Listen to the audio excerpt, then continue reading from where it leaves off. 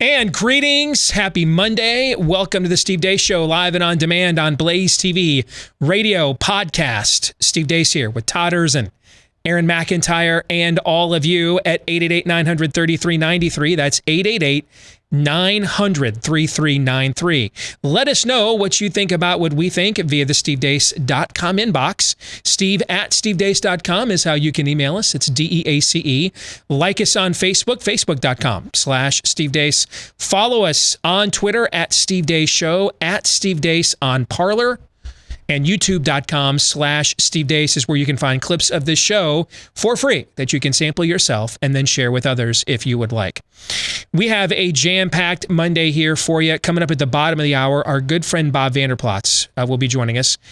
Did they successfully pull off, we think anyway, the first political conference in America that was in person since COVID-19? And what were some of the messages there? Secretary of State Mike Pompeo was here in town. He gave the keynote address, I guess we'll call it, or at least the highlight speech. We'll talk about that and more.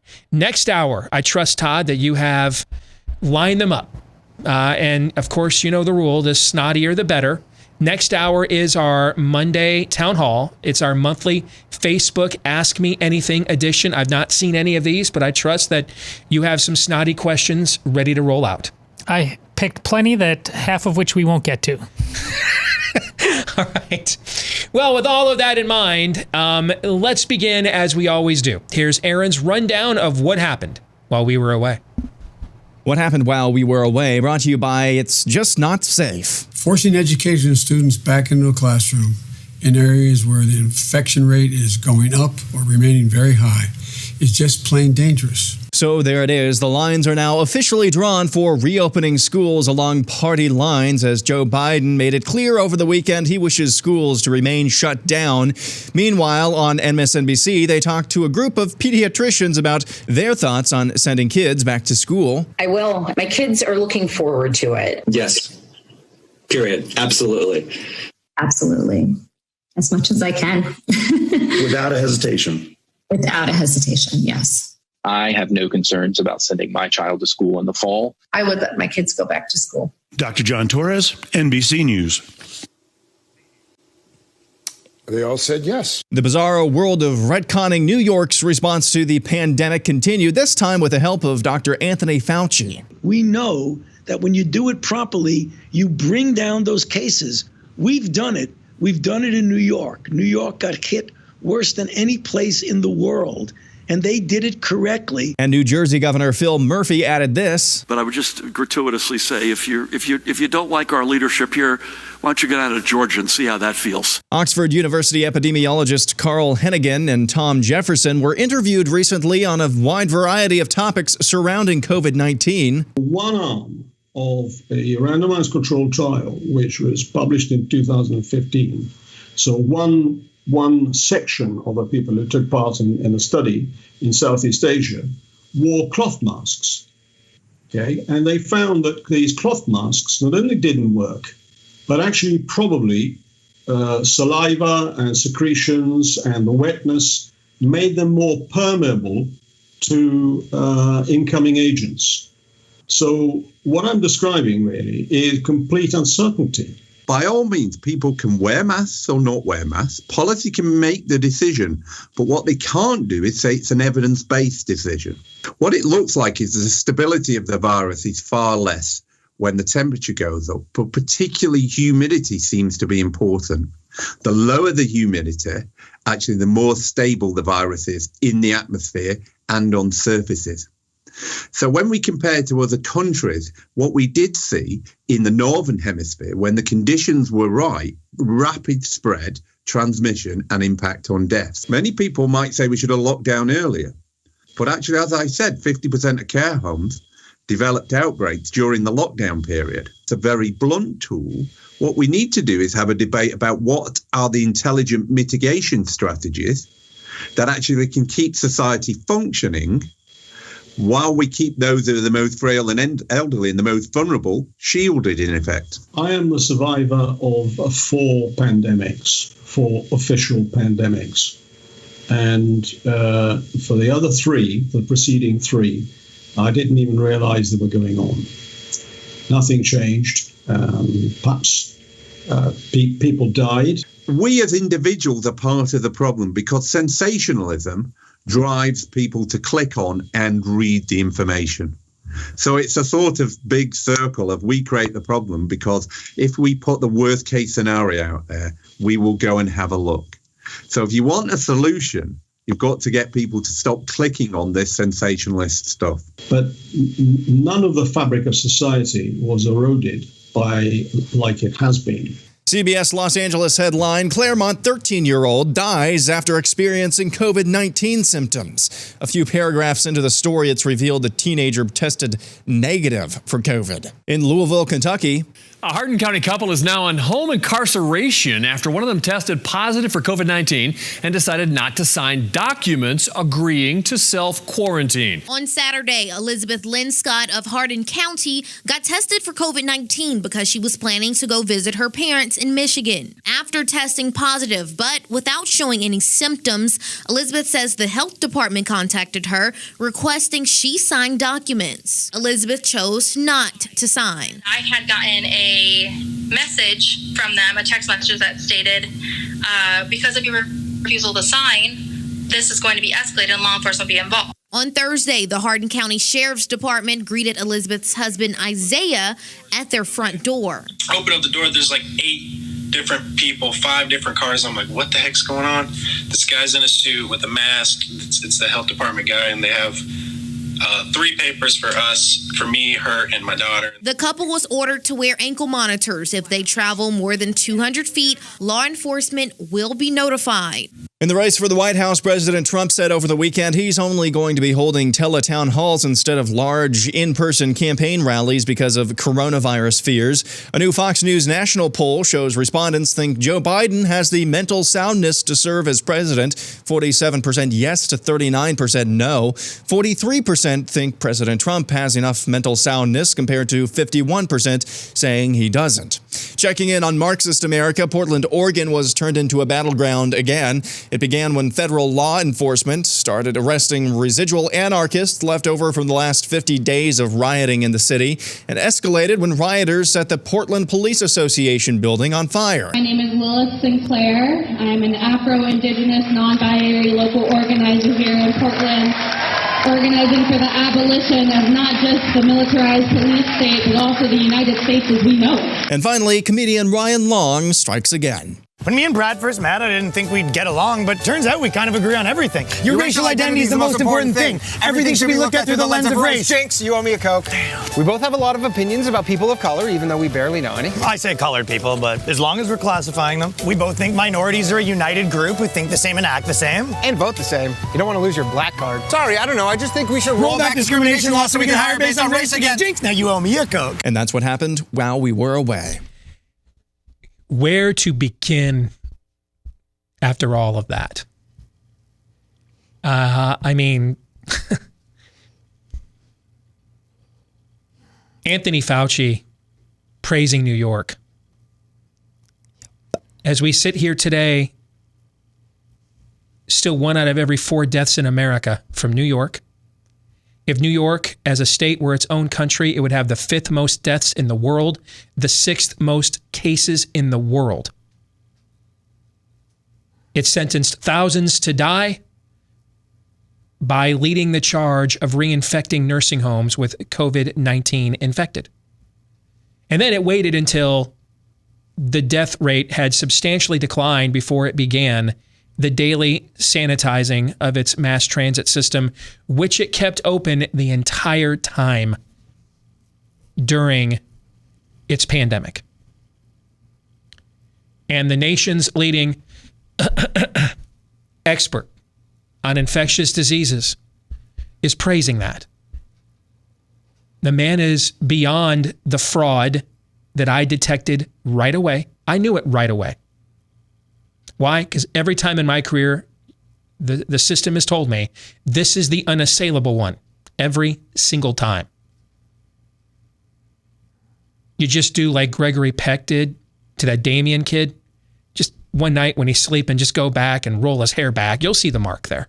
Every single time the system says this one is unassailable. That one's always the worst. Every single time. No one is unassailable. No one is. Be very leery and wary of the unassailable one. The one you cannot criticize. The one who is above it all.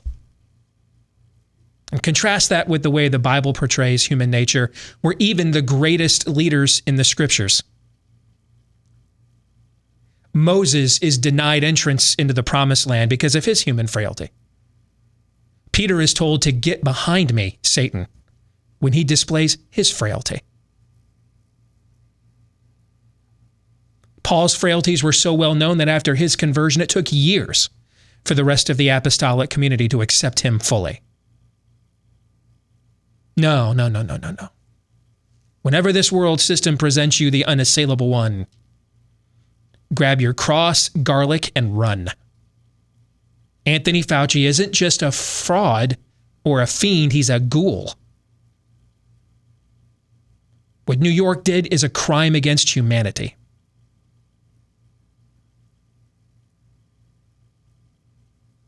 And the nation's leading infectious disease expert praises that over the weekend.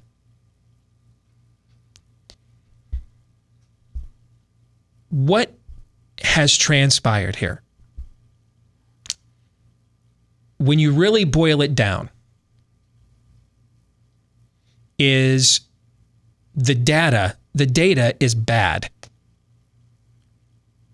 Is it bad on purpose? Is it bad on accident? I don't know.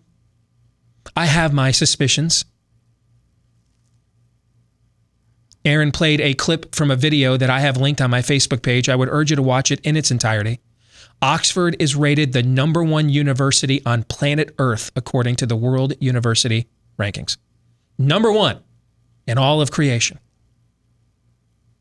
And 2 of its epidemiologists sound an awful lot like the Steve Deace Show. Who was it that told you SARS viruses love low humidity environments? Who was it that told you that? This show did months ago. Months ago. I'm not an epidemiologist. I haven't even stayed at a Holiday Inn Express last night, but I know how to do research. We're not really learning anything new. We're just finding out who really wants to learn, if you know what I'm trying to say here. That interview with the Oxford epidemiologist, they just call horse bleep on this whole thing, on the whole thing. The one guy who says, I've lived through 4 pandemics in my life. This is the first time anyone's ever altered my life because of one. The previous 3, it was like I had no idea they were going on.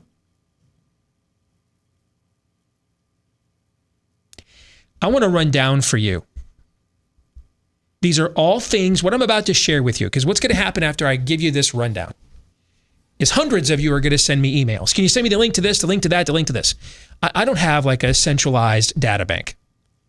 If you follow me on Twitter at Steve Deace Show, if you go to my Facebook page, I would say 95% of the stuff I share with you guys here gets linked there in various capacities. There's so much of it, I can't possibly keep up with it all. You just have to follow on a day-to-day basis if you want to keep up. But because I want to make this as simple as possible to document, everything I'm about to mention to you, I have linked on my Twitter account, all of this, in just the last week, okay? So these are all things, gentlemen, that I have linked on my Twitter account in just the last week to show you how this data is manipulated or unreported or turned into panic porn. I want to begin by right before Memorial Day. CDC admitted that it was counting even positive antibody tests as positive cases. Our CDC admitted that. May the 22nd, right before Memorial Day. Where is the verification that that was corrected as we see the surge in new cases in America? Do we have any verification that that was corrected? Here's another follow-up question. Where's all that antibody data at then? Well, Steve, weren't you complaining last week that they released a bunch of antibody tests? Those were all dated in late April. I think May 2nd was the most recently dated one. They admitted on May 22nd they were still counting positive antibody tests as positive tests. Where's all of that antibody information? Is the CDC not a national organization? Where is it all? How do we know what the true infection rate is if we don't really know who's all been infected? For example, I have traveled recently to California and Texas. So I went in for my annual physical last week. I had him do an antibody test. It came back negative. Where is all of that antibody information at?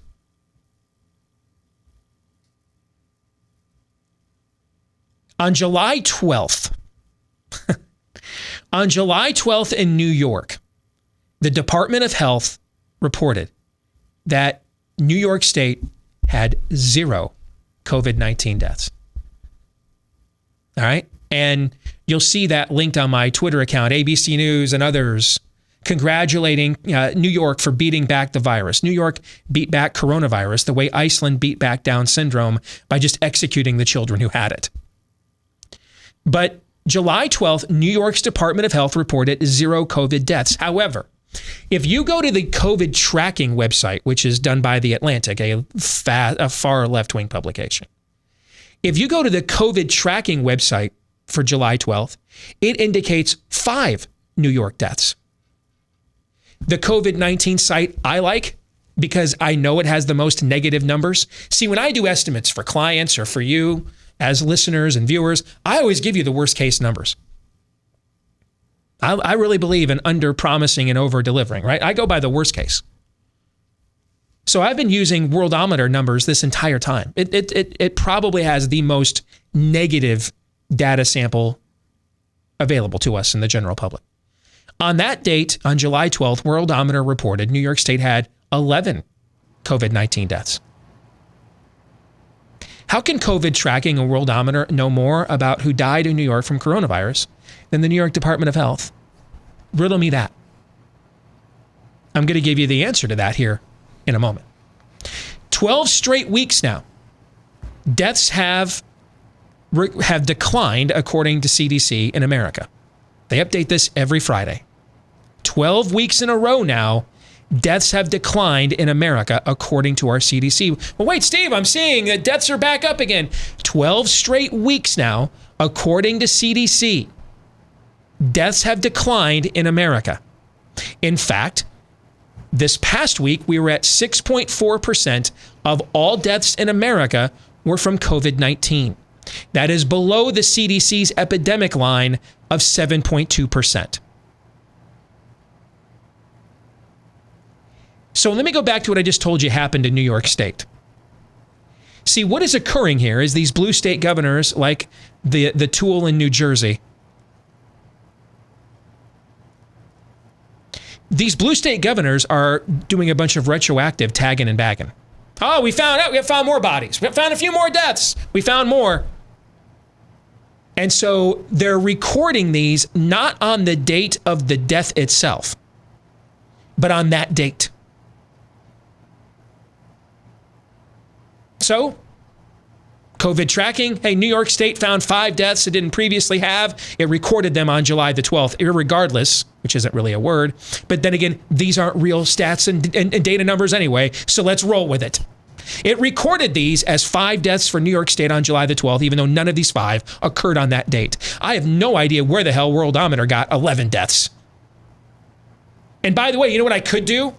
I could just take the COVID tracking numbers, go with the Worldometer numbers, and then give you a screaming panic porn headline, 100% increase in deaths in New York State. I could do that. Actually, it'd be more than 100% because 5 times 5 or 5 plus 5 is 10. 11, it'd actually be more than 100%. 110, 115% increase in deaths in New York State from one day to the next. See, CDC is actually going back and recording dates as the date of death. So if New York State finds 5 dead bodies of COVID-19 it didn't know on July the 12th, but these deaths occurred on April 19th, May 14th, whenever, CDC goes back and retroactively puts them in on the actual date of death itself.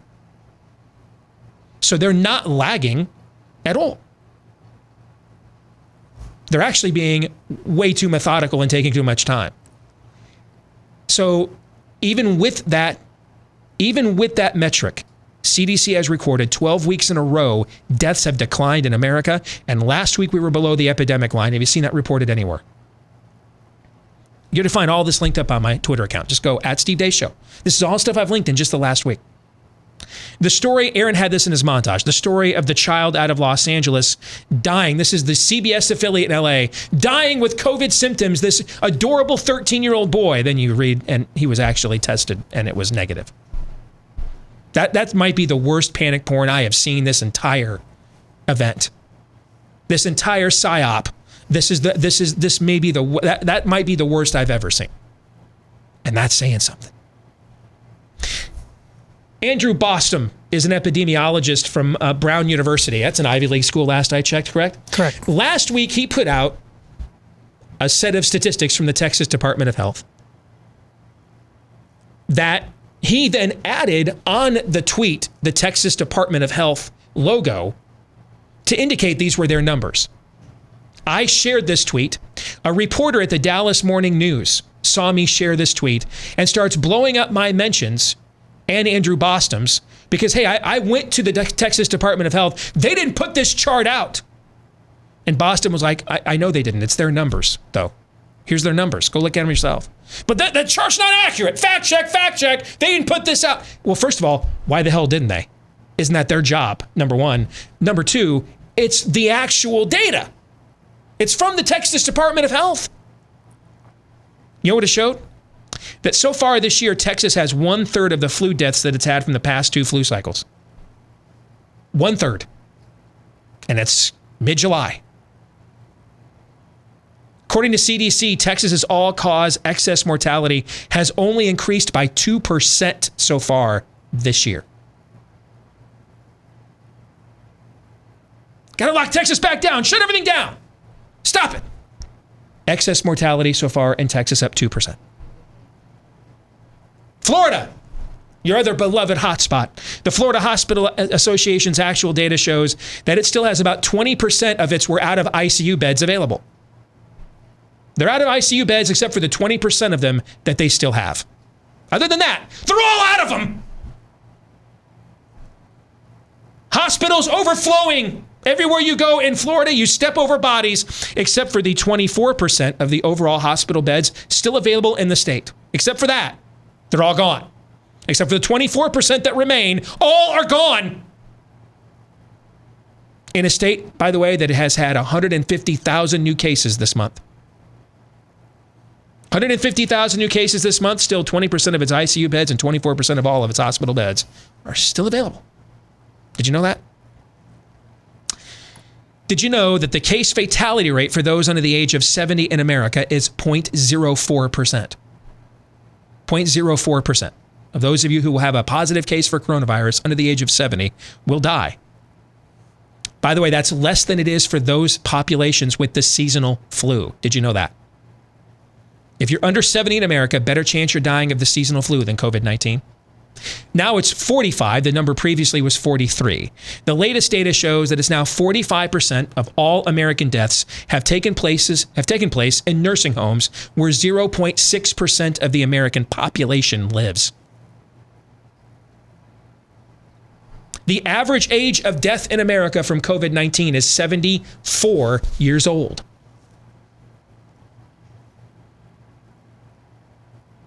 I've been talking about how having sports come back is going to be a truth serum because they're going to test people and need to know what the real numbers are. They cannot afford to fudge these numbers. They can't afford to panic porn them. They can't afford to overlook them either. Sports leagues need to know what their numbers are. They got billions riding on this. Major League Baseball has tested almost 18,000 people this month since it returned to spring training. Its season begins on Thursday. That's players, managers, and staff. Almost 18,000 tests, and the positive test rate has been 0.1%. 0.1. Now, I ask you, ladies and gentlemen, for 3 months, these players were sent home all over the country. Baseball is a global game all over the world. Venezuela, Mexico, Dominican Republic. These guys all went home for 3 months. And we're seeing states that are just coming out of lockdown reporting 10, 12% positive test rates. These players came from all over the world, all over the country. They've been tested all month. And the test rate is 0.1% positive? How is that possible? Which numbers do you think are more likely? The league that's got billions of dollars riding on getting it right, or the government that's got trillions of dollars riding on, hey, make sure we code with COVID-19 because of the cash incentive from the feds? Which one do you think is probably more accurate? How about Major League Soccer? Not a single positive test result since they began testing their players. Not one.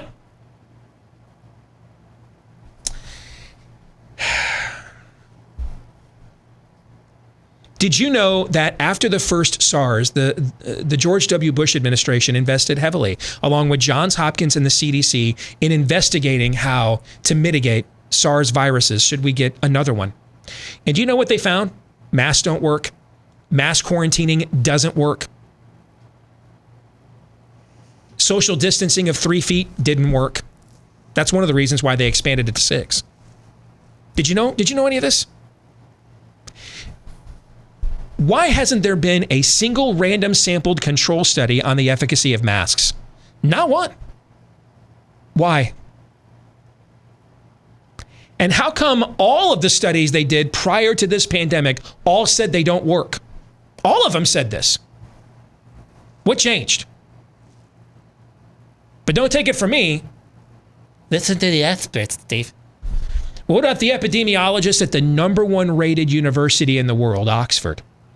They're asking the same questions. Gentlemen, your thoughts? Apparently, independent of one another, we all came to the same conclusion this weekend, that every weekend that goes by, the absolutely surreal nature of digesting this information and just realizing we're in a world gone mad. I mean, literally insane. I don't know any other way to put it, because as much information as Steve just provided, we've talked about all of this piecemeal for months now. There have been people like these epidemiologists at Stanford. They're not hidden. They're not on some fringe website. They are everywhere.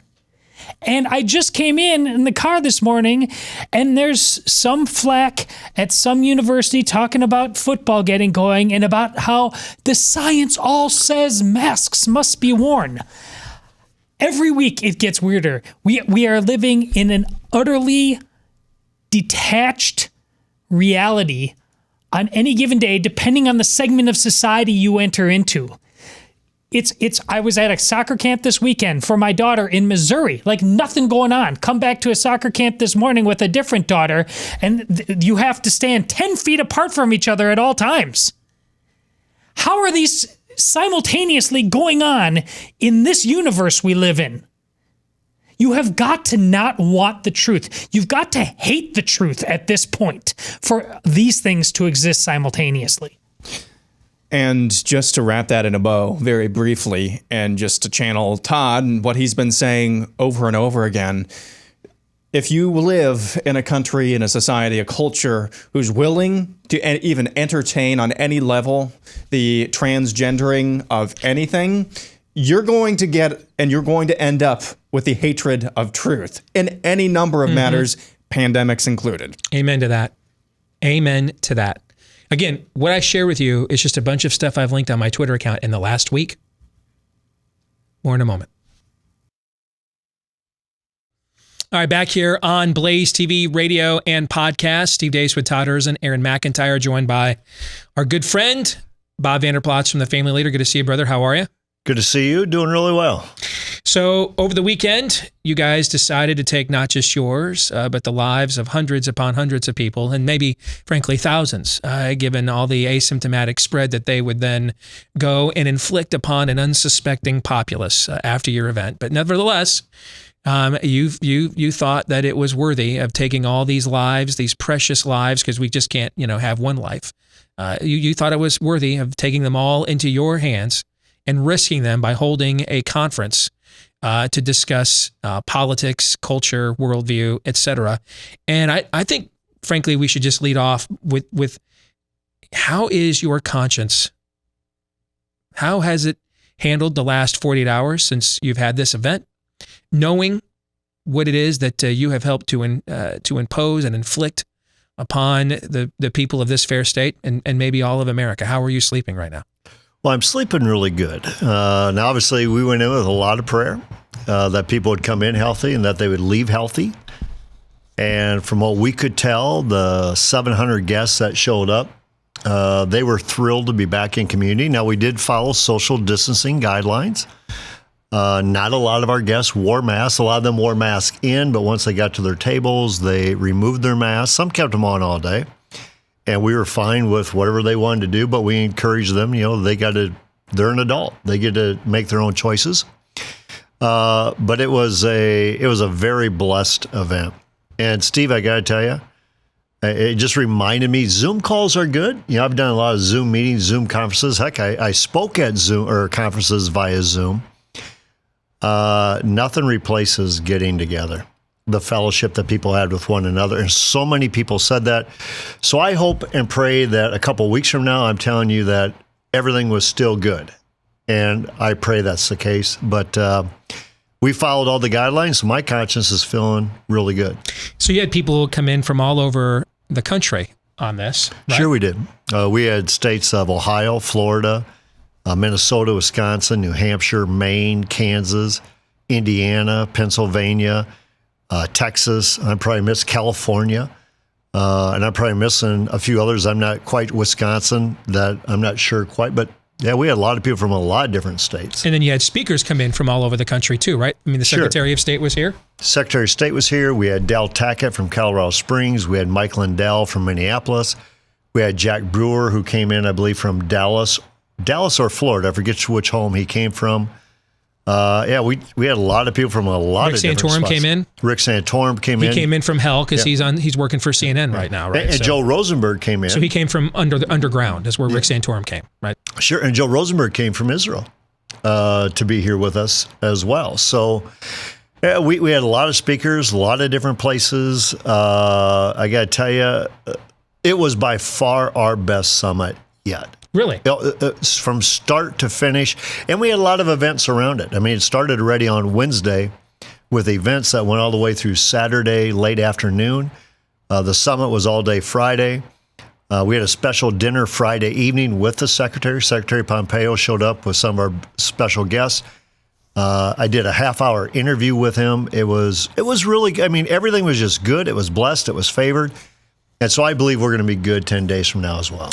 So anybody listening around the country wondering, hey, can we pull this off? Or 700 sounds like, about what we think we can get into a church service with social distancing or less or more, but, a decent sized crowd.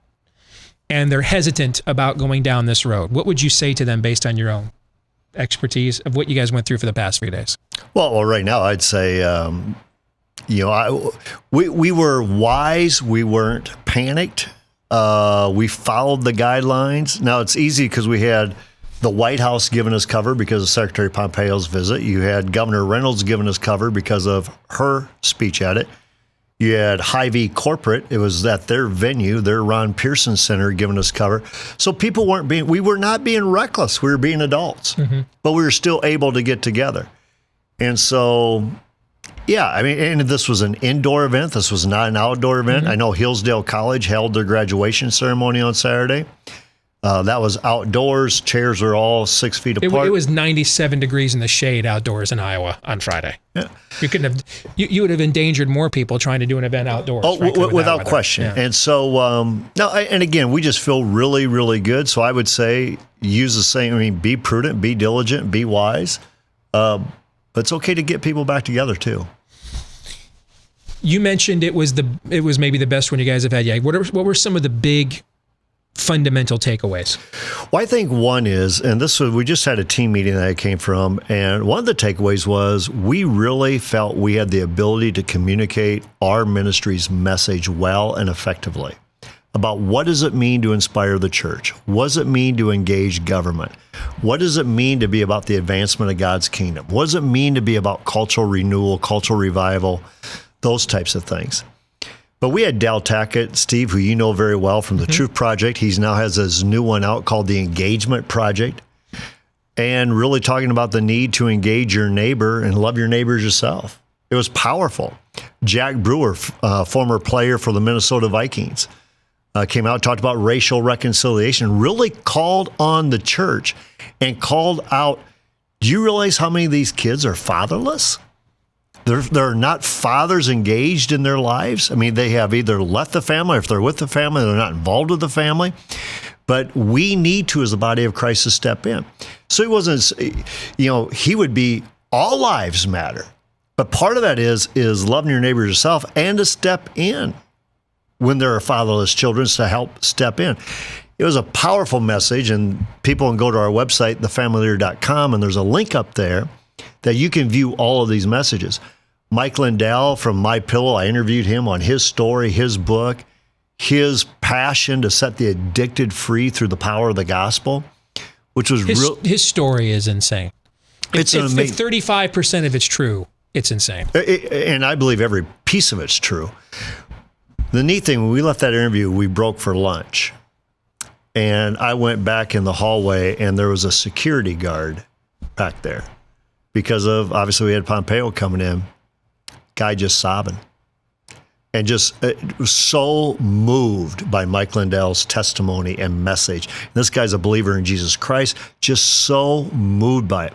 I had people, venue staff members coming up to me, just how impacted they were by the day. We had police officers there thanking our staff for the message that we were relating and how this will make a difference in a culture.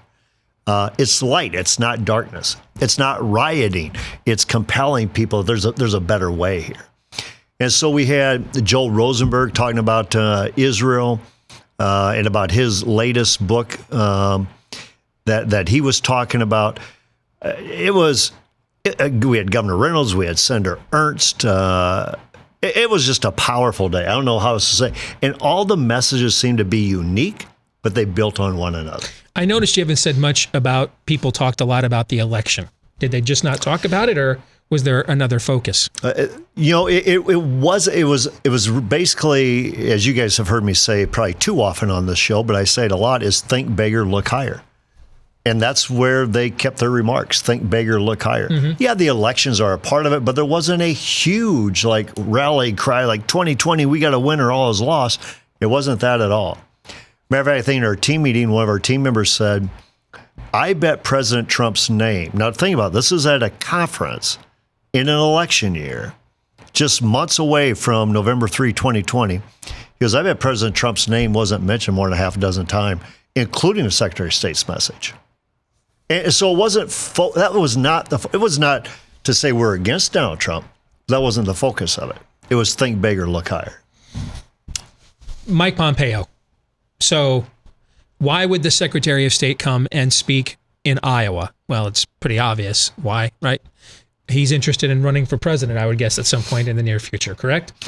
That's why you would do it. There'd be a lot of assumptions that way. Now, he and I have never talked about that and about what's your plans for 2024. You think about running.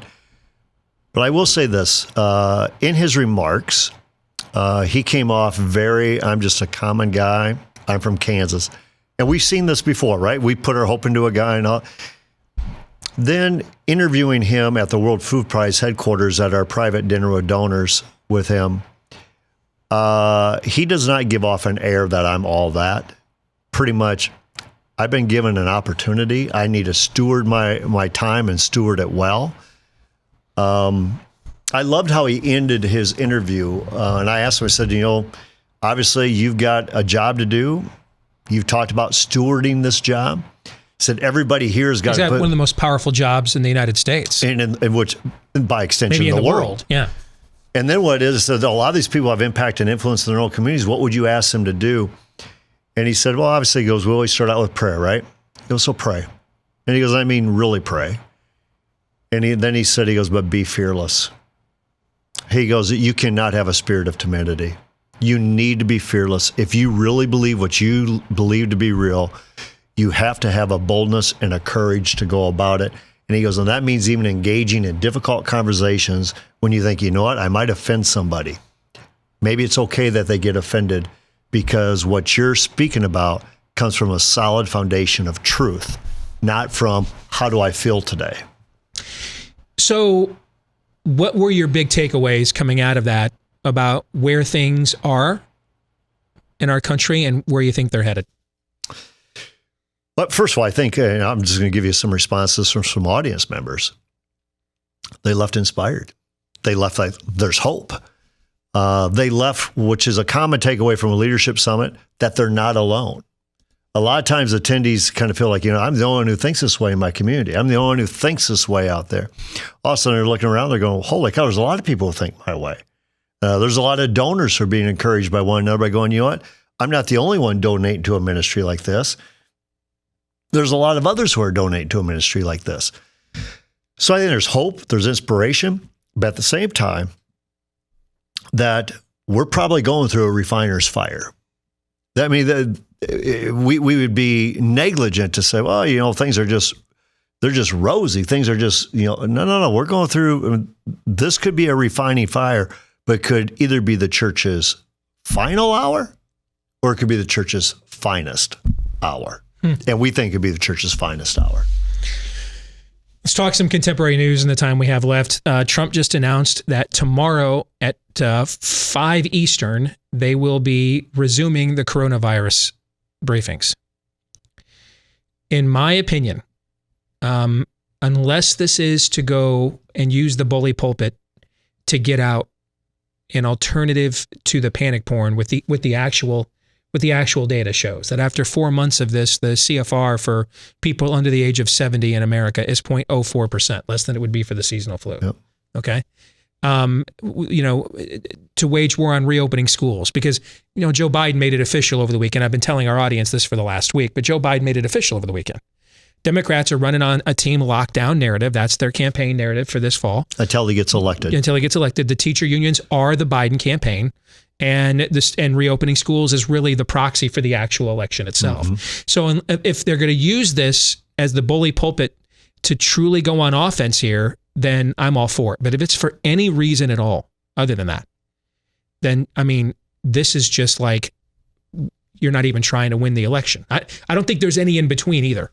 I think that either this is all going on offense or this is Mike Pence reminding us how many damn ventilators we have, like it's March 15th. What are your thoughts? Well, there needs to be a clarity of message. There's no doubt about that. And I think the clarity of message is just like what we did with our leadership. We're going to be wise. We can be wise. It's okay to be wise, saying, okay, there's a virus and we want to protect the most vulnerable and those types of things.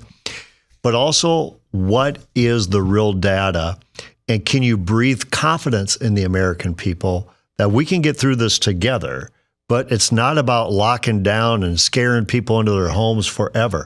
That was never the reason for the shutdown in the first place. The reason for the shutdown in the first place was we're going to overwhelm our healthcare system.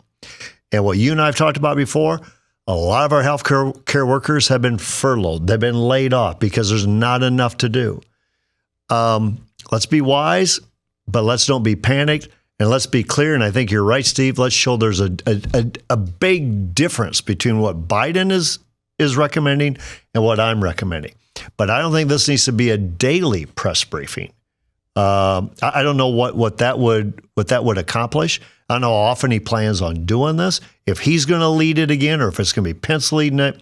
Is Fauci going to be on stage? Is Fauci not going to be on stage? How do you put Fauci on stage? How is he employed after crediting New York as a model of what to do when New York is a crime against humanity? What they did. I have no idea. But I guess that's ghoulish. Yeah. We're even beyond disagreement on policy. That's just evil. I hate to use that word. Maybe I need to use it more often, but you're crediting what they did there was a crime against humanity is what they did. And so what it is where people say, I've lost my hope or faith in institutions. Well, the reason you lose your hope and faith in institutions is when you get told one thing one day and a different thing another day, and the facts keep moving, the bar keeps changing. You think, this should be science. This should be stuff that, we shouldn't be making political or arguing about. It should be real data with real decisions. But that's where people are like, who do I believe anymore? That may be why he's trying to do the press briefings again. That's why I don't want to completely say it's a terrible idea, because the number one problem we have is the data we are getting is bad and inconsistent. And we need the bully pulpit of the White House more than anything else, because it's the largest platform in America. I want to believe that's what they're going to do with this. But Steve, even when you talk about the data, yesterday when I read the New York Times, I saw the number of infected people and the number that died, and I did the simple math, number of died divided by number of infected people, and it's less, as you said, than 0.04%. It's like 0.37. Right. Well, if you do the math and you share that with people, people can come up to their own conclusions. Right. And if you show comparisons to the seasonal flu and to other viruses that we encounter, if he uses his bully pulpit to say, America, let me level with you. This is where things are at. This is what I recommend that we do. This is what I think we should do. I think you saw, Steve, over the weekend, Governor of the state of Iowa, Governor Reynolds, she issued an executive order. Schools are reopening in Iowa. Yeah. It's an executive order. She's taking the decision away from local school districts, at least at 50% capacity. Yeah. I saw that. She's got a lot more balls than I ever thought she'd have. Governor Reynolds I gave her is she the only politician I've ever warned you about that I've been dead wrong about? 'Cause I'm like unfortunately right about like all the others. Well, but I was dead wrong about her. But the thing is, we didn't have a lot to really know her about. But the thing is, just so you know, Governor Reynolds, for the second straight year, I gave her the President's Wilberforce Award for her leadership. Good stuff, Bob. God bless. Hour 2 coming your way. Our monthly Facebook Ask Me Anything is next. Stay tuned. Back with Hour 2, live and on demand on Blaze TV, radio, podcast. Steve Deace here with Todd Erzin and Aaron McIntyre and all of you at 888-900-3393. Steve at stevedeace.com is how you can email us. DEACE. That's how you spell the last name. Like us on Facebook. Follow us on Twitter at Steve Deace Show. Parler. Follow me there at Steve Deace. And youtube.com/Steve Deace is where you can go and get free samples of this show to watch and then share with others if you would like. If you're a podcast listener, thank you very much. If you have yet to do so, please hit that subscribe button and definitely leave us a 5-star review. We have thousands of you have done this for us already. The more of those we get, the more it helps the show to grow. Thank all of you that have left us one of those 5-star reviews for the program. Maybe you can leave another one. I don't know if those count, but let's find out together.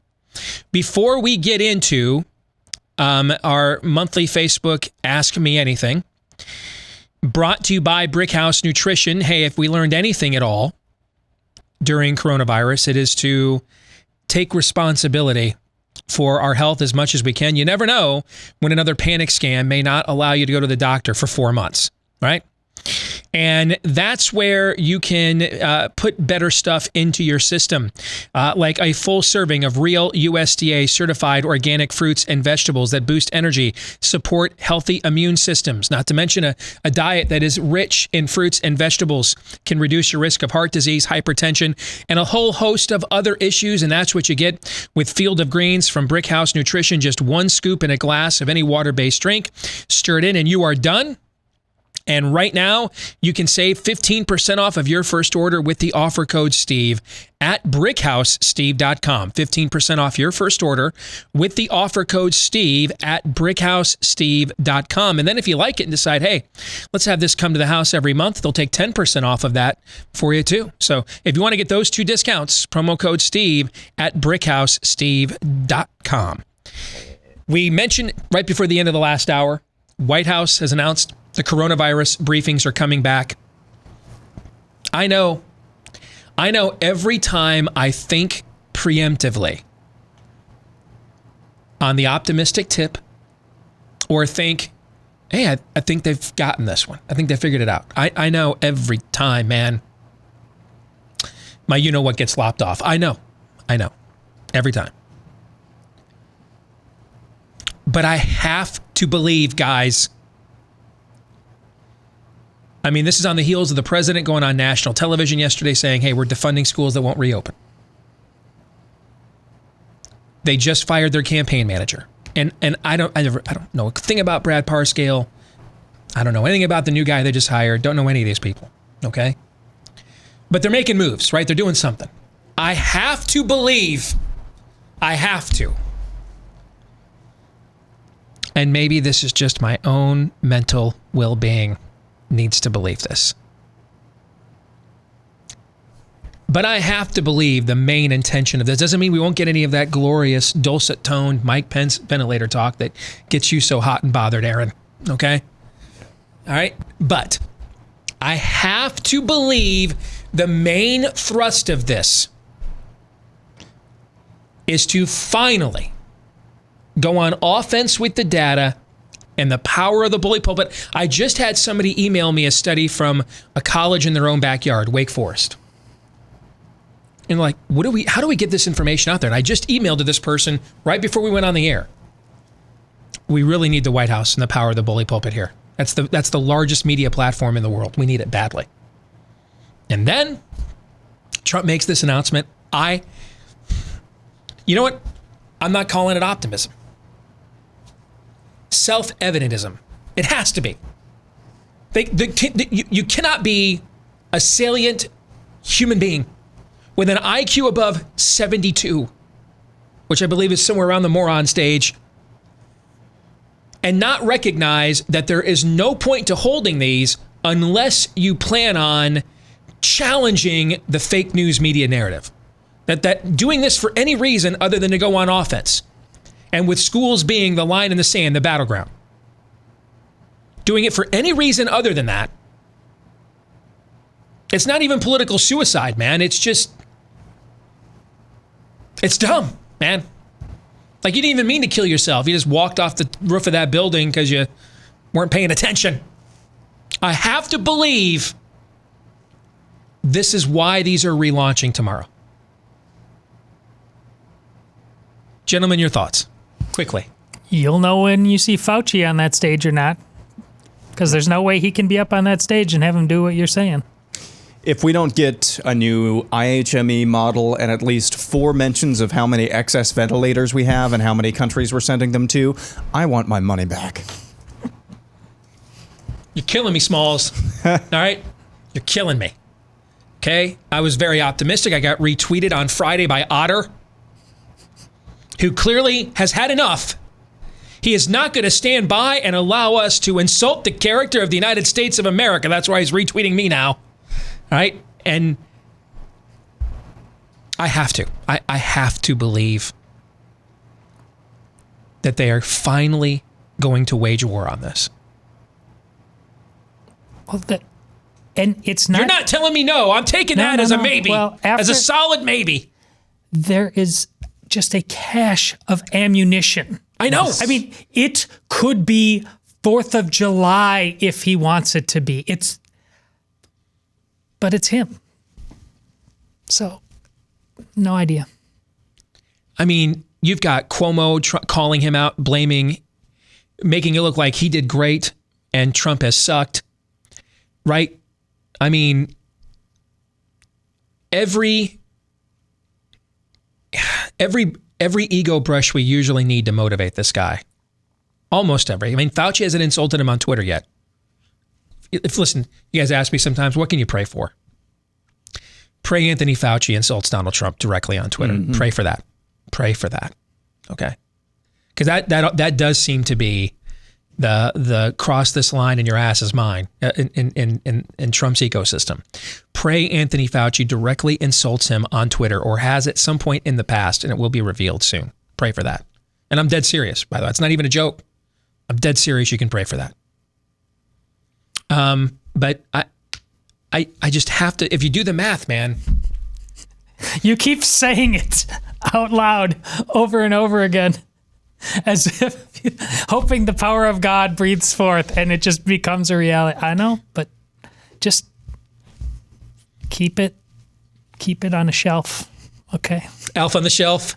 Just because I could see the look on your face when Aaron first provided you this information. I'm going to tell you, if I suddenly resign on Wednesday, you're going to know why. Yeah. I mean, if They have to. There's no way. to. If Trump does not seriously reframe this, and that means Fauci stage left, new experts, this is undeniably one of the greatest acts, if not the greatest act of political and cultural malfeasance in the history of not just American history. It's self-immolation. Yes, it is. It's what it is. You're going to just know if he... Jimmy Carter was like trying to do stuff and just couldn't. Right. Like tried to rescue the Iranian hostage. He like tried to do things, just sucked at everything. He tried, right? Yes. If you want to win, you're going to know. We're just going to know. And everybody else, do I vote for him? Do I not vote for him? Should I consider it even anymore? You're going to know. Maybe he's going to do you a favor. Maybe everybody will just, man, I was maybe like 15%. It's kind of bugging me. You'll know. All right, let's get to it. It's our Monday town hall. Let's not belabor the point because I'm going to lose my buzz. All right. It's our Monday town hall, and it's our monthly Facebook Ask Me Anything edition. Todd has... Well, I don't know if he carefully selected or just chose the first 10 off the top, so you didn't have to read all 300 comments or whatever we had. You did. I go through. He put a random sample controlled study, and Aaron, was it peer reviewed? Do you know? No, I can confirm that Todd actually puts more effort into his job than I do. It wouldn't take much. It would not take much. It's true. Yeah, that's true. By the way, that's another study out of Oxford that's up for peer review right now. That herd immunity threshold 10 to 20%. 10 to 20% for SARS-2 coronavirus. I know. So if they don't go on offense Tuesday, I'm either in a cell next to Ghislaine Maxwell or on the Homeland Security watch list as potentially making threats. Okay? I mean, they better go on offense. And I better not be alone thinking that, by the way. Know what I'm saying? Oh, I do. I better not be alone. All right, let's get to it. Aaron, you got the questions, right? Yep. We'll start with Mark Bongard, who says, I'm curious about the process you go through when you write a book. For example, how do you pick a topic? How do you conduct your research? And how do you physically write it? Pen and paper, typewriter, computer, or a combination? Well, I've never been asked that before. Can you believe that? That's why I put it on there. Yeah, I have never been asked that question. So I don't have like a ready-made answer. I'll have to do some recollection. When I wrote Rules for Patriots, the intent of that was to use the influence I have in the Iowa caucuses, because even though the book came out, I think it was in 2014, we were already in the midst of you guys get the caucus cycle about a year before it happens. I get it about a year and a half before it does. There's like the ramp up before the ramp up. You know what I'm saying? Mm-hmm. So we were in the middle of the ramp up for the ramp up. And that's how we got, Newt Gingrich and Donald Trump and all these people to endorse the book, because they all wanted to get my attention, frankly. And what I wanted to do was create, we were going into the second Tea Party cycle. And this was kind of my attempt at a last-ditch effort to reform the Republican Party internally from the right. And so I wanted to write kind of a compilation of everything that I had written and said on the show. And so a lot of that book is from the previous few years of what I had already written for various, publications, from Business Insider to Politico to Town Hall, etc. And then with more updated information. I don't do outlines except for when a book is done and I have to come up with an outline to give my agent to sell to publishers.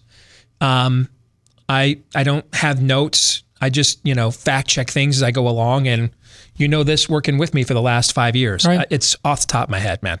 It's just stream of consciousness off the top of the head. Whereas when Steve writes, like, my role for him, you'd think would be like the data person I honest to God, I have almost nothing to do with the data if not in a book, but even on the show.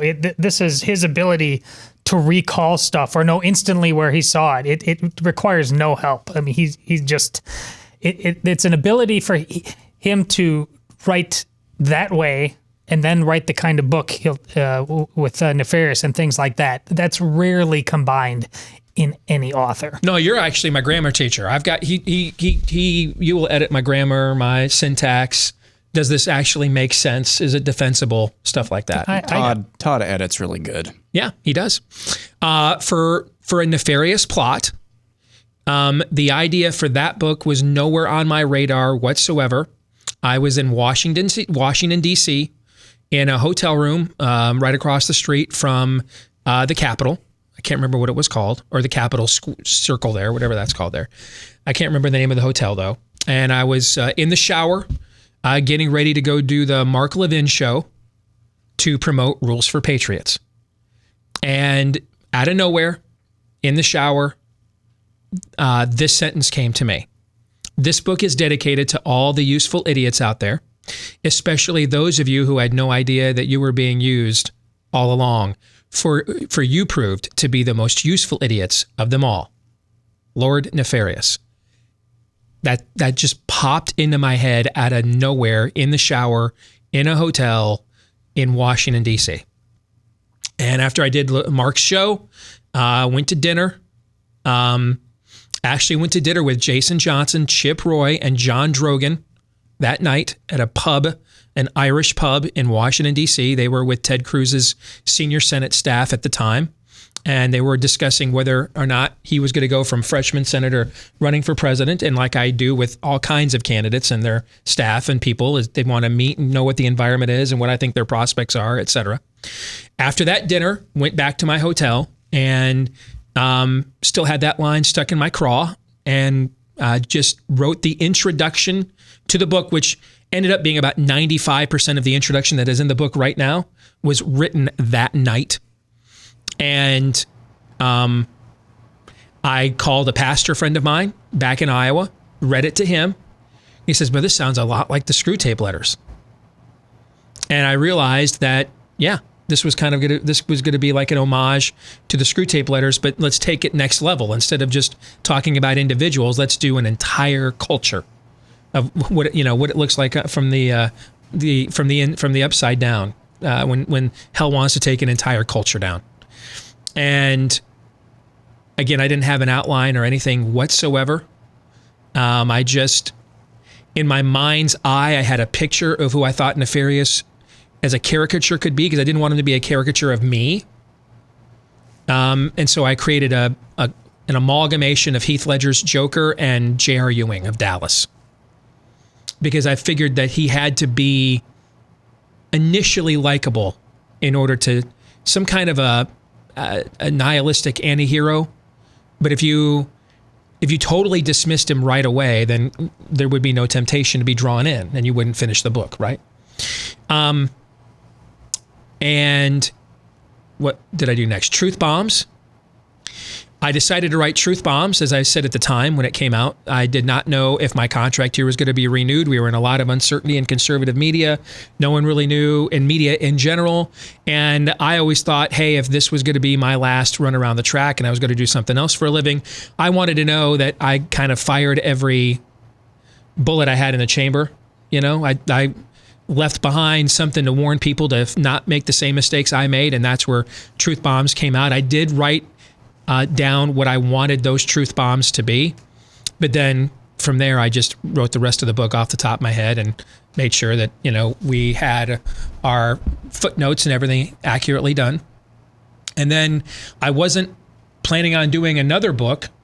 Well, actually, last year I had discussed doing something on a spiritual level. We had discussed that, doing like a straight apolitical worldview kind of a book because of how popular Theology Thursday and stuff was becoming on the program. So we had discussed doing something along those lines. I went over some of it with my agent last winter, and we just couldn't figure out, though, what what the main gist of it was, right? What was like that kind of made it all come together. Because one thing Todd will also tell you is the way I work very linear. I have to start at the beginning and end at the end. Okay? If I don't know what the beginning is and how something will end, then I can't figure out the middle. That's just the way my mind works. Okay? And so I couldn't figure out like what the ending point was, and my agent and I talked about it on a couple of calls and couldn't figure it out, so it got shelved. Actually, no, it was just this past winter we had that conversation. And then a couple of months later, April 21st, I woke up at 5 a.m.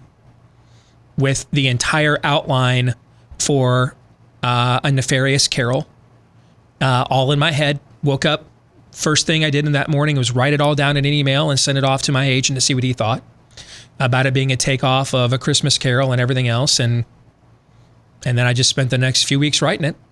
And that's the process. And I always put everything on, I use everything on a computer. Am I missing something else? No, but don't process there.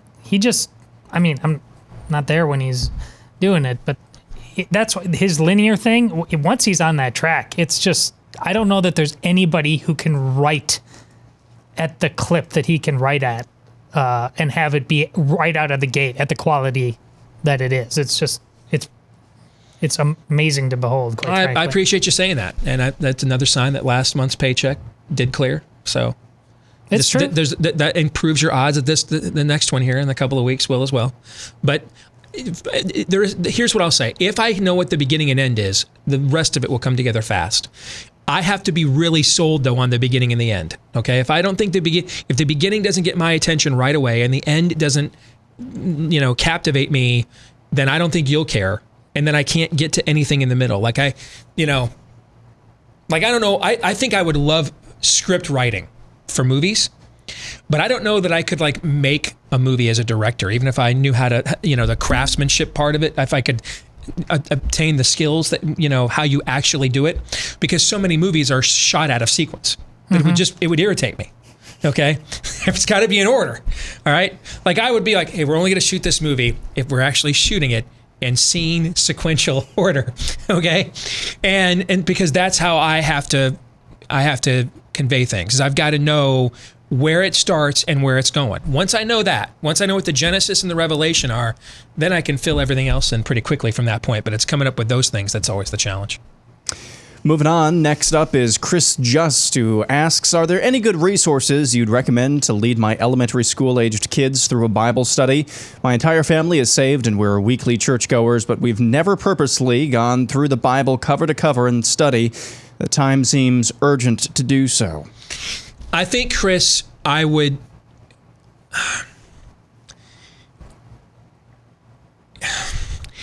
Kids are random. Okay? And when Anna was little, just look at our three kids. When Anna was little, because she's a lot like me, we could just sit right down with her in her homeschooling and go right through a normal Bible study, just adjusted for age, but just right out of the canon, and she was fine with it. Okay, I mean, and we would, there'd be the pictures to color sometimes and everything too, but she was actually bored by a lot of the Sunday school at church when she was a kid because it wasn't challenging enough. It was boring to her. Zoe is more into the colors. Anna works at a clothing store. She's a chick, but Zoe's more of your classically feminine girl. So the more artsy it was, the more crafty it was, the more she resonated with the source material. We couldn't figure out what Noah resonated with until we actually found what was called the Brick Bible, which is the Bible told like a graphic novel in Lego form, like a Lego comic or a Lego story. Okay. I mean, then dude went to bed like every night for months with that thing. Okay. I just think, and then I'll tell you this too, though, now that they're teenagers, I've mentioned this before. Anna has a tremendous grip on the source material, but is now sort of in a passive aggressive state of rebellion where she's very respectful and we have a great relationship, but she's still trying to figure out kind of, her own identity and her own belief system and place in the world. Zoe's very active in the church. And when she was younger, I would have said she'd be the least likely to be very active. But she serves every chance she gets. She goes to every event she can go to. And Noah goes to a Christian school. And there's times that I think he's not paying attention at all. And then we'll have a conversation and he sounds like, a junior theologian. They're people. They're human beings. There's not a foolproof formula. There's not. And I think for our household, I wonder sometimes if I took more of a hand-off approach than I should have, because I was always afraid, because I grew up pagan. And so I always knew that the kids whose parents were the most religious and the most in tune always had the best parties. Those chicks were always the most good to go. So knowing that, and my knowledge as a pagan growing up like that, I was always afraid that because of the domineering aspect of my personality, that if I put my thumb on the scale too much, they'd rebel completely against that. And that I really needed to give them more independence, because not just my personality, but everything their dad does is about this all of the time. They can't ever get away from it, right? And I may turn out to be wrong about that. We'll find out in the coming years. Who knows? I don't know. So I would be first interested in your position in how do each of my individual children engage? I'd figured that out first before I looked for a template or a boilerplate. How do they engage? I don't know, Aaron, as a homeschool kid your whole life, what do you think?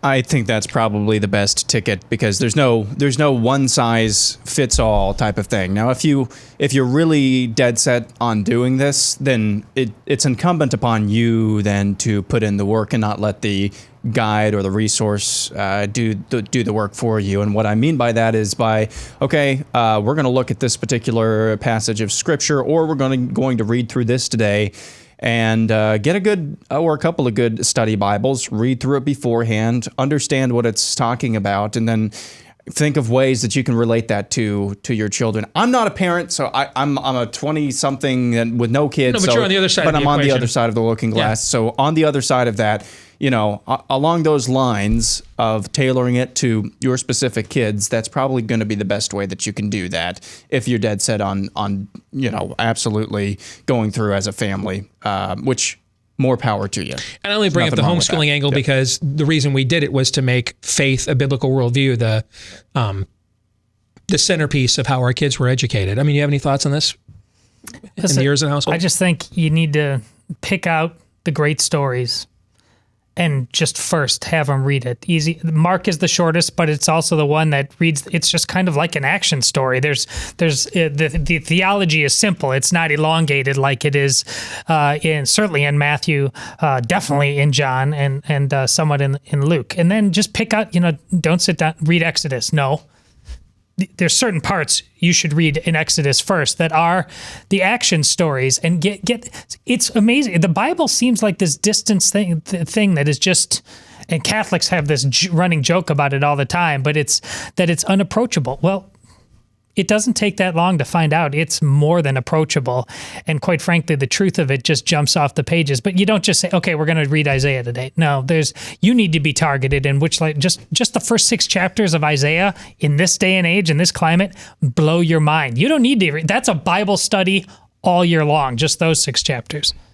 I think we can get one more in before the break. This next one is from A.D. Allen, who says, serious question, not a gotcha, because there are shows, channels, products I love, but I'm sick and tired of supporting peoples and companies who openly hate me and everything I believe in.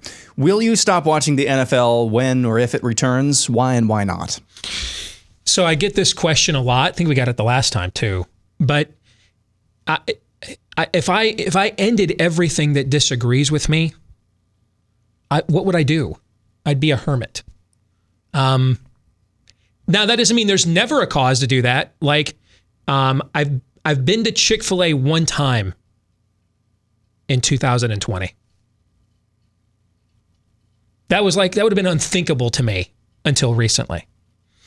And it's just because, in the end, now it's different with them because they're supposedly for me and then they're working against me, right? So I think that the answer, could the NFL push me to that point? Sure. Has it pushed me to that point? No. And if it's pushed you to that point, cool. But I think we better have a standard more than if you're working against me, I'm not,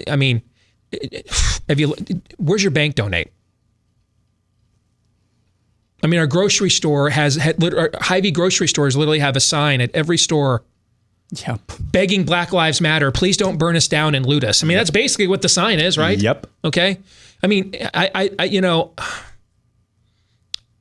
don't know how we can possibly keep this standard unless we formed our own country and did a national divorce, which, by the way, I'm not entirely opposed to.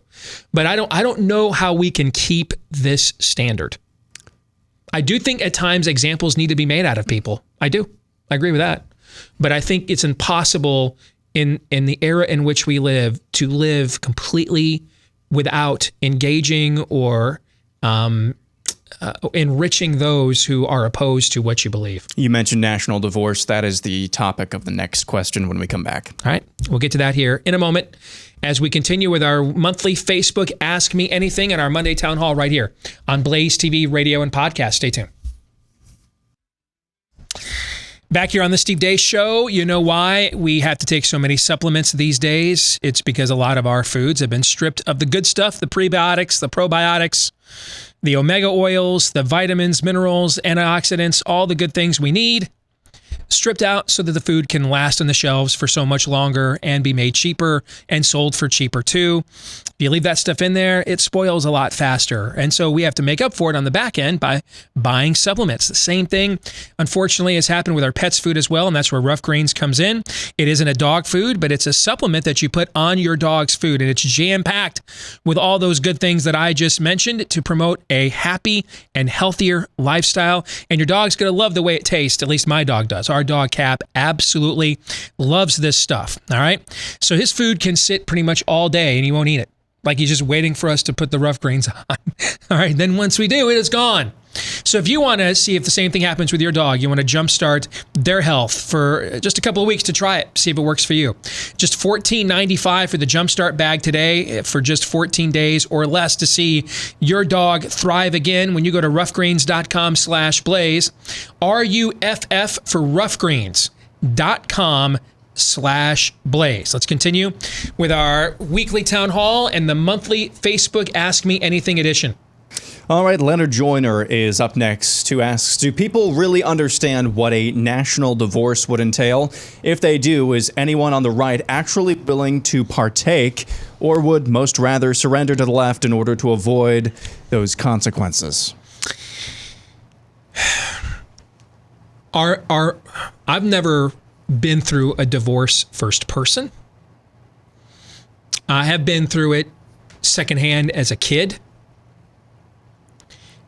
I was grown and out of the home, though, so it didn't quite have the same impact as it would when that's not the case. But from what I can gather from knowing so many who have, it is seldom a seamless process. I think in the state of Iowa, you can do a no contest online divorce where both sides can agree on their own what the terms will be. If there's going to be any child support, any alimony, you guys can just all agree on that and file it yourselves and sign off on it. And the state, I think, gives you a period of time. I don't know if it's 90 days, 30 days, 6 months, but some period of cooling off time. Just, are you sure you want to do this? And you can do it that way. But I would imagine that the amount of people who can do it that way compared to the amount of people who can't is not very high. Otherwise, when I Google Iowa divorce lawyers, there wouldn't be so many of them, right? I mean, if most people could do this amicably, where you live in intimacy, the ultimate intimacy with somebody else, you share a life with somebody else, They hear you pass gas. They see you throw up. They smell you without a shower. They see you lose your temper, right? All the things that we typically try to hide from those around us, or our TMI when we try to share. The other person sees. They see you naked regularly. All those other things. And you come to the conclusion that despite that level of intimacy, this cannot work for whatever reason. I would imagine the ratio of those who then can separate peaceably from that level of intimacy into a separation that's permanent and agree on what the terms of what I'm going to give up, what you're going to give up in this life we have built together. The amount of people who can do that peaceably without getting the courts involved and the lawyers involved is nowhere near the amount of people who can't, because it's really hard to break away from that level of intimacy and not go from one extreme to the other. That's just human nature, right? And I think that applies here to a national divorce. And I think you have to understand too that the real evangelicals here are the leftists. They're far more interested in taking their beliefs and going on offense with them to impose them or convince you of their trueness than the average Christian evangelical in America is, for better or for worse. So the same impulse that had them take over all the schools, all the editorial boards, much of the boardrooms in corporate America, every news outlet practically, would they suddenly say, you know what, you're right, this thing can't work and we should separate. Go live and let live within your own borders. There's the same impulse and spirit of the age that says Ireland can't be the last country left in the West that doesn't allow abortion, so we have to change that. I don't know. But my guess is no. No is the answer. If you're already picking a fight with all the people that have the guns already, then I think you view yourself as a crusader on the right side of history and just cannot abide that someone would choose to live around you, even in a separate nation, by a different ethos than you. And you're going to seek by your own instinct to try to challenge that.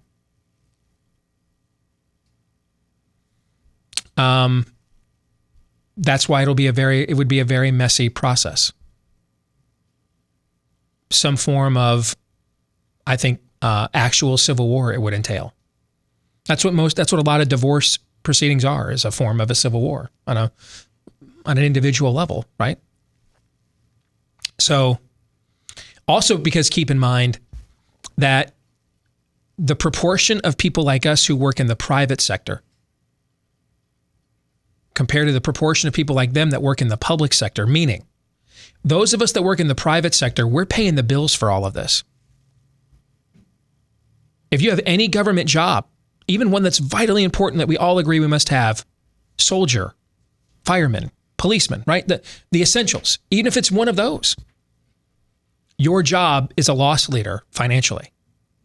It doesn't exist because of a market force, but because a government confiscated the funds to make it happen, right?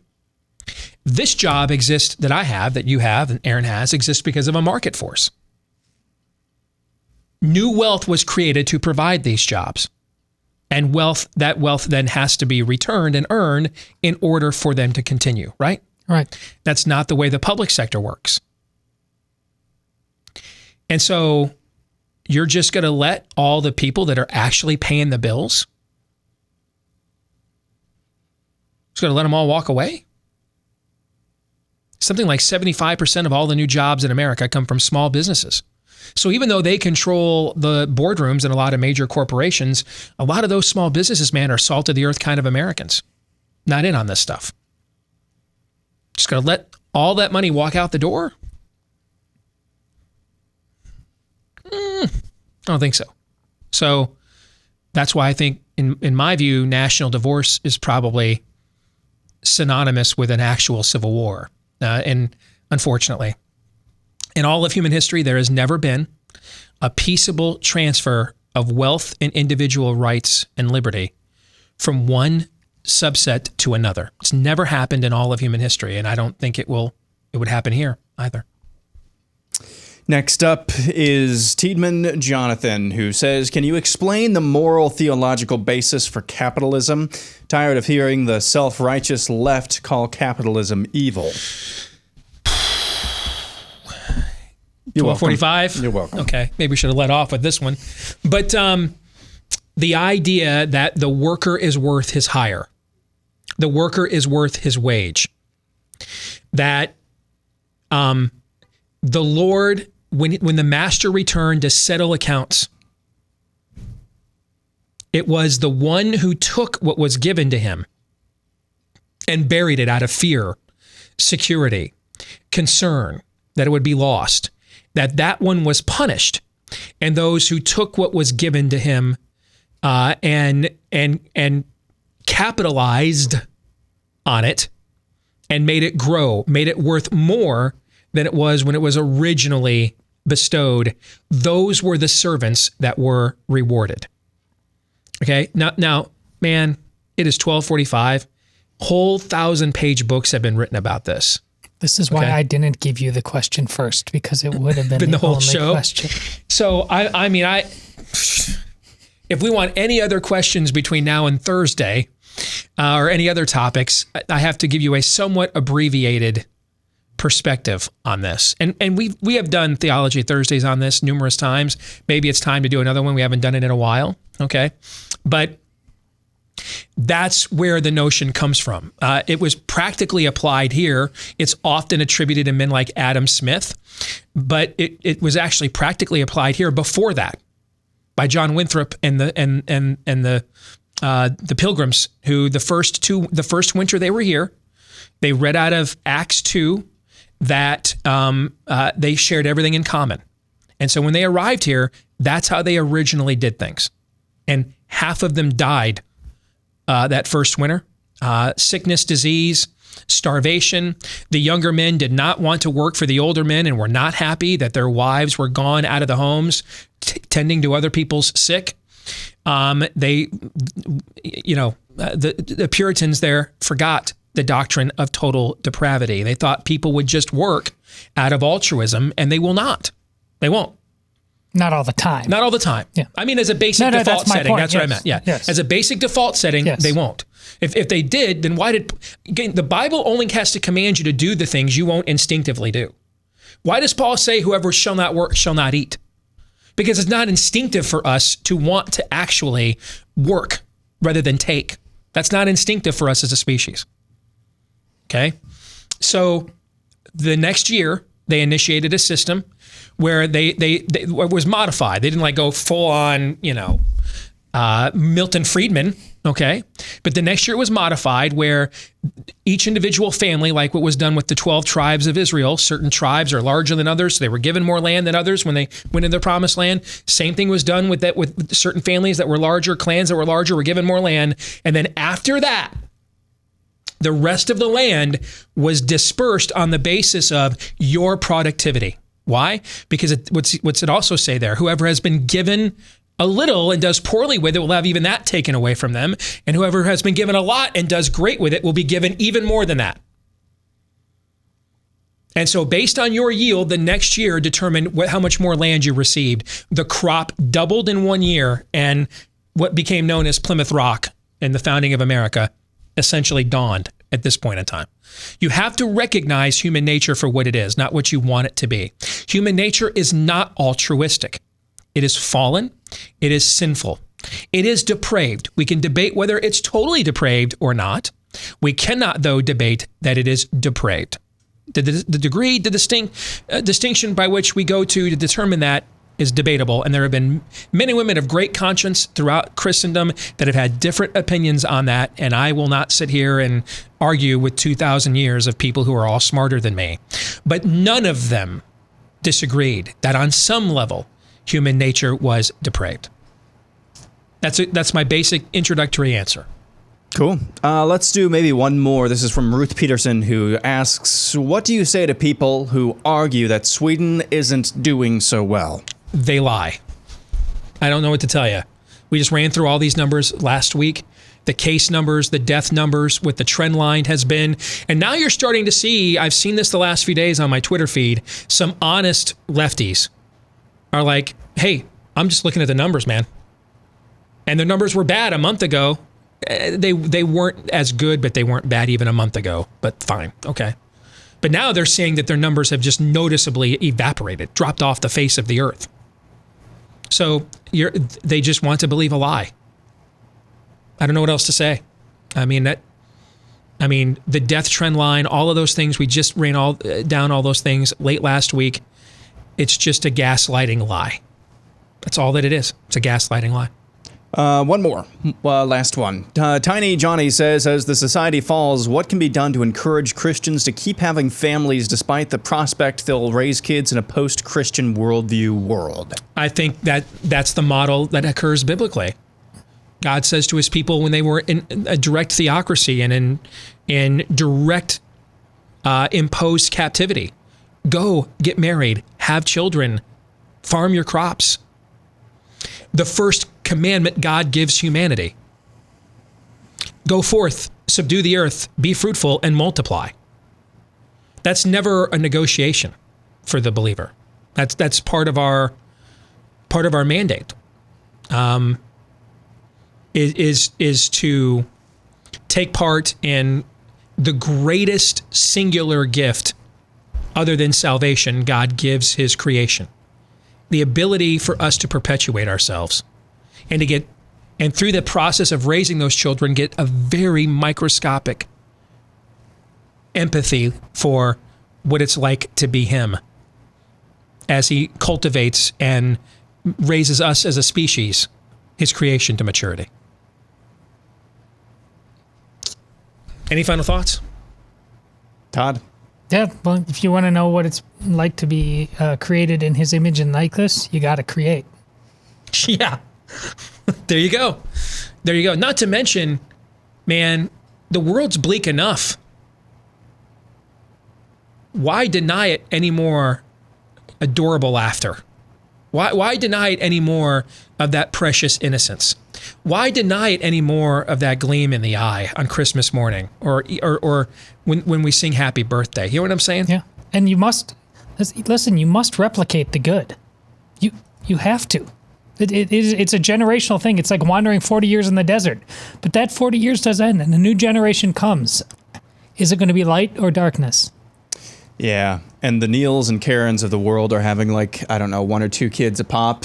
So if on the flip side, if you can have 6 or 7 or 80, you know what? The math kind of adds up there that you're going to have a lot better chance of taking your culture back if you outnumber those who have 1 or 2 at a time. Indeed.